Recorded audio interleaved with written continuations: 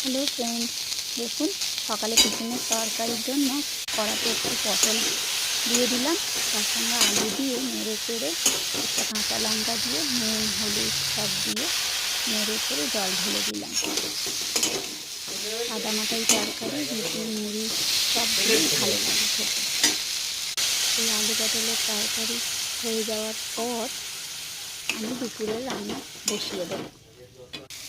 এই দেখুন কড়াতে করলা দিয়ে দিয়েছি, তার সঙ্গে একটু আলু দিয়ে নাড়ছি, নেড়ে নুন হলুদ দিয়ে সামান্য একটু কাশ্মীরি মির্চ দিয়ে জল ঢেলে দিয়েছি।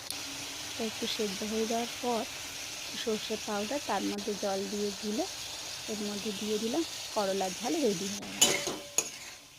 এরপর আমি অমলেটের ঝাল করে নেব।